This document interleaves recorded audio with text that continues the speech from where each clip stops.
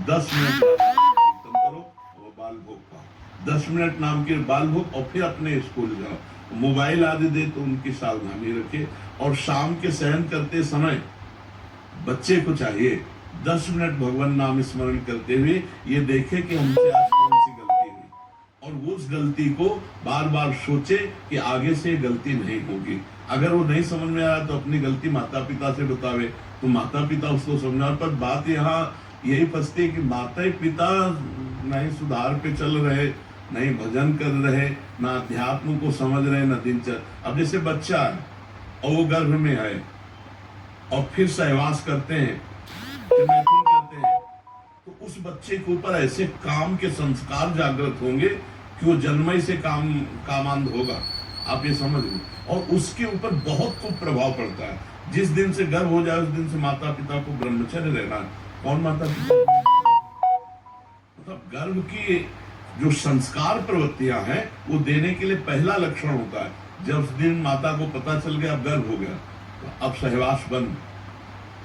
जब तक बालक का प्रादुर्भाव नहीं होगा और फिर शामिल, तो उस तब तक ब्रह्मचर्य। अब इतनी क्षमता माता पिता में रहने की, माता पिता भागवतिक चिंतन करें, भागवतिक पवित्र भोजन बनाएं, भगवान को भोग लगे।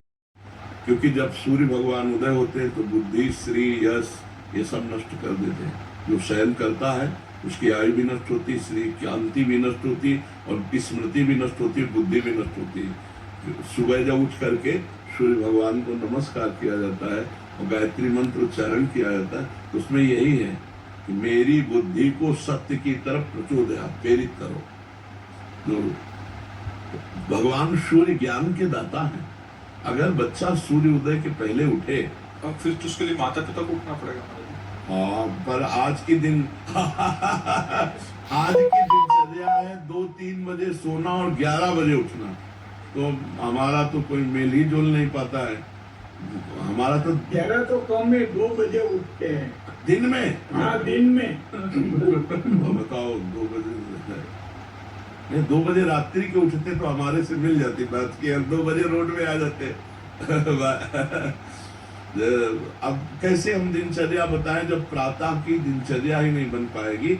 तो जैसे अब ये दिनचर्या करके और बच्चों को तांबे के पात्र में रखा हुआ जल अगर पिलाया जाए, वज्रासन में बैठ कर पिए, थोड़ा टहलो, सौंप जाओ, स्नान करो, 10 मिनट व्यायाम करो और इसके बाद अपनी पढ़ाई करो। तांबे के पात्र में रात भर जल रखा रहा है, उसमें पावर होता है। खा पिया के हंसी खेल करते हुए आज बातें करते हैं, फिर उठो।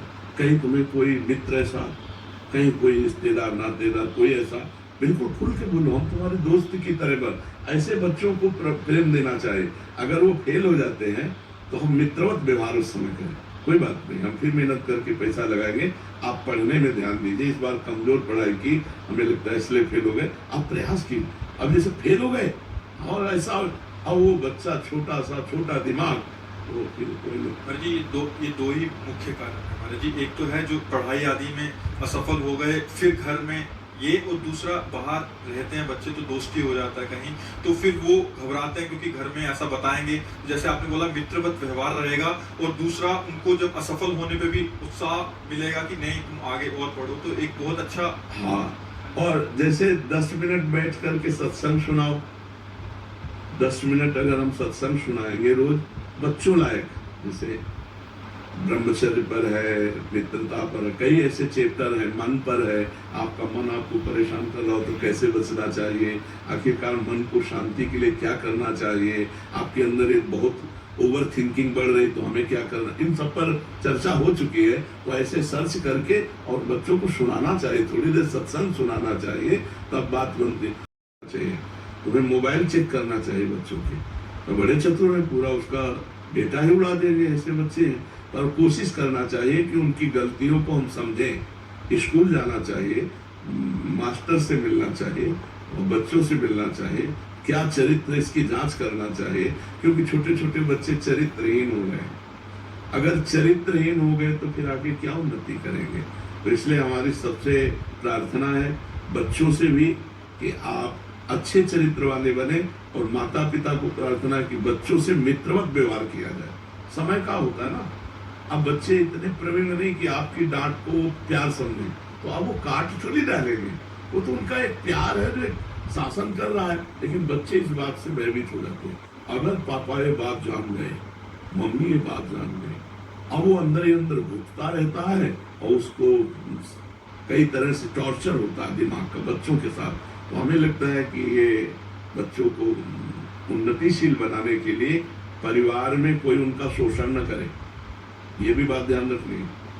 परिवार के जन, रिश्तेदार के जन ये शोषण न कर पाए, क्योंकि हमारे पास कई ऐसी शिकायतें आती हैं कि बच्चियों का परिवार में ही शोषण होता है, मामा भांजे रिश्ते नाते, और यहाँ तक कि कहने में शर्म लगती पिता के द्वारा। ऐसा मतलब हमारे सामने